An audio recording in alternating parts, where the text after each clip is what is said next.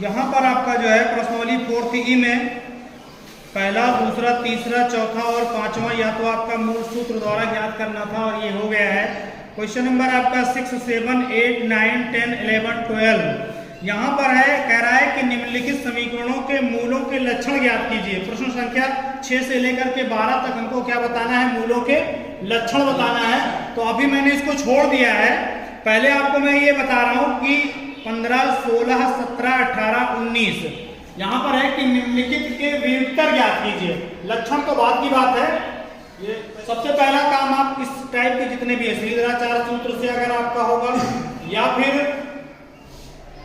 व्युत्तर निकालने की बात होगी या लक्षण निकालने की बात होगी, सबसे पहले दिए गए समीकरण की तुलना आप क्या करेंगे? व्यापक समीकरण ax² + bx + c = 0 से कर लेंगे। जब आप तुलना करेंगे, तुलना कराइए, जहां पर a बराबर आपको क्या दिख रहा है? जहां a बराबर 3, जहां a बराबर 3, b बराबर -8 और c बराबर 5। ठीक, बराबर व्युत्तर बराबर व्युत्तर को दर्शाते हैं किससे? d से। ठीक है, d बराबर होता है b² - 4ac।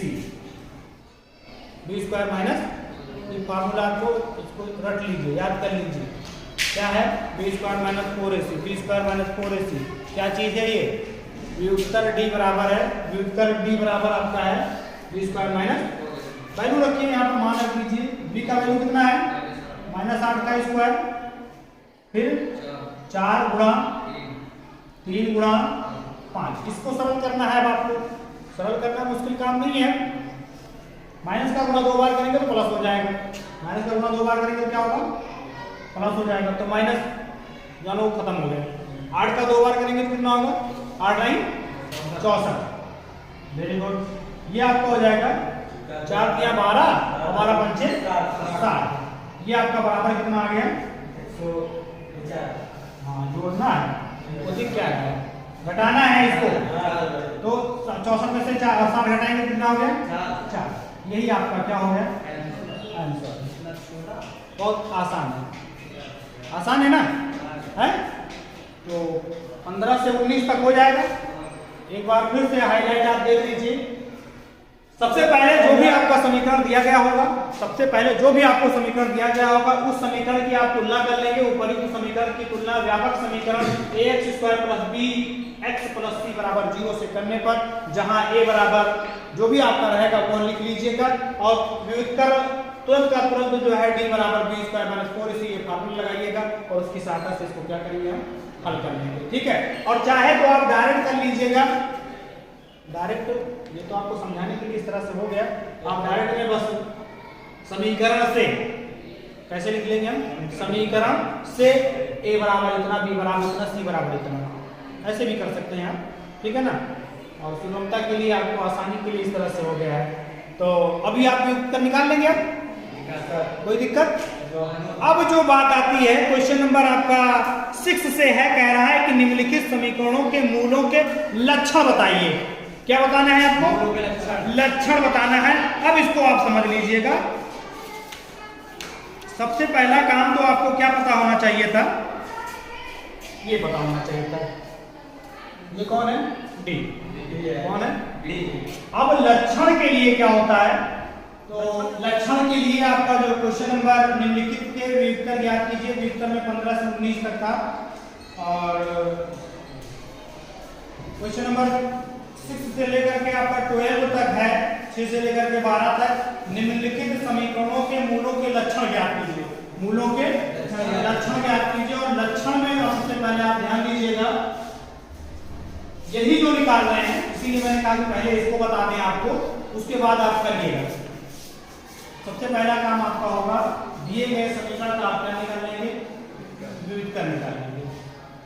इसमें लक्षण पता करने के लिए सबसे पहला काम आपका ये होगा कि आप व्युत्तर निकाल लेंगे।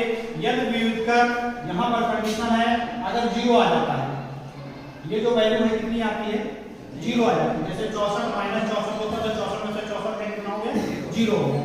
तब आप लिख दीजिएगा के मूल समान तथा वास्तविक होंगे। अतः उपरोक्त समीकरण के मूल समान तथा वास्तविक होंगे। समान तो आप समझ रहे हैं कैसे, जैसे दोनों का सेम सेम आ जाए, दो वैल्यू आते हैं ना, दो मान आता है तो दोनों क्या हो जाए, एक ही तरफ हो जाए, समान हो जाए। अगर b square minus 4ac is greater than 0, कहने का मतलब है कि वह 0 से बड़ी संख्या हो जाए। 0 से बड़ी संख्या में कौन आ जाएगा, 1 2 3 4 5 6 7 8, ये आपके क्या होंगे, 0 से बड़ी संख्या होगी। जैसे कि आप यहाँ पर देख रहे हैं क्या आया है, 4 आया है, तो 4 कैसी संख्या है, इज ग्रेटर देन 0 है, d से क्या है, बड़ी, ये जो है 0 से क्या है, बड़ी है, ठीक है ना। अगर ऐसा होता है, अगर ऐसा होता है तब मूल वास्तविक तो होंगे लेकिन अलग अलग होंगे।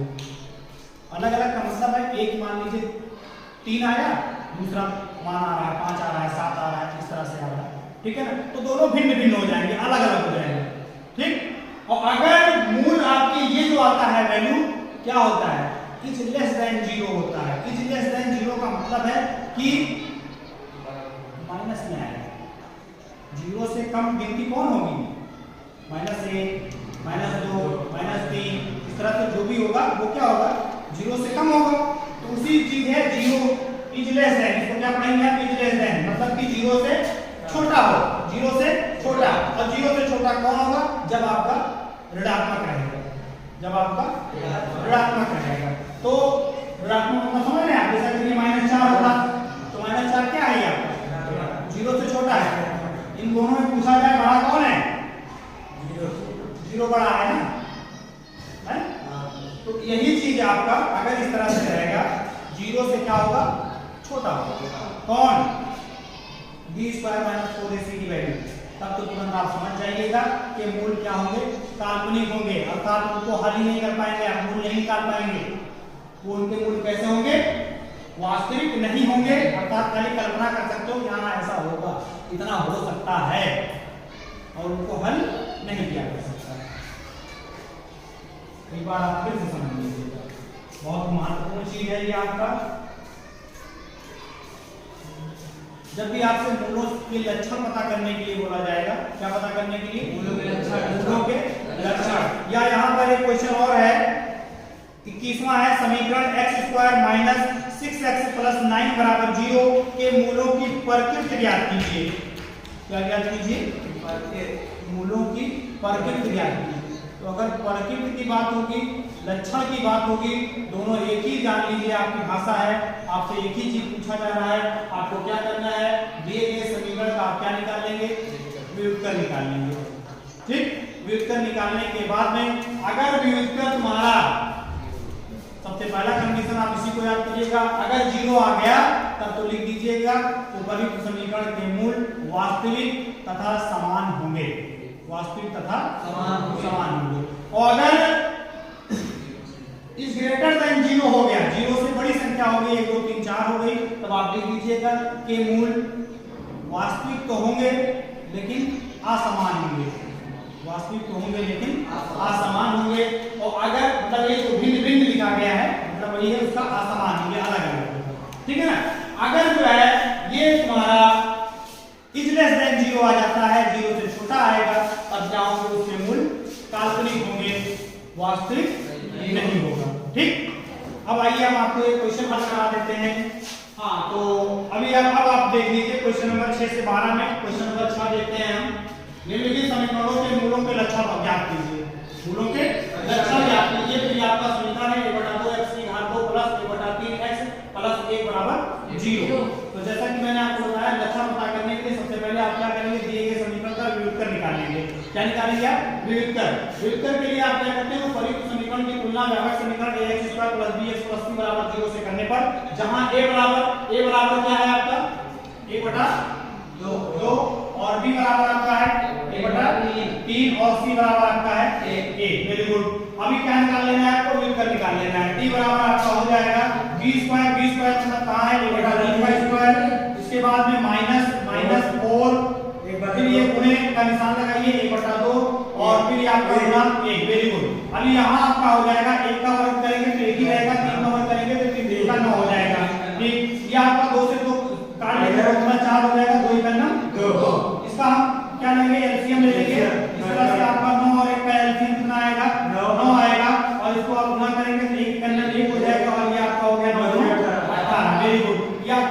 -17/9। जैसा कि अभी मैं आपको समझा रहा था, इसका मूल कैसा है अब आप ध्यान दीजिए। चूंकि निकल के करेंगे हम, चूंकि d is less than 0, minus है ना, ये माइनस आ गया। तो अब आप क्या है, अतः उपर्युक्त समीकरण के मूल क्या था जी?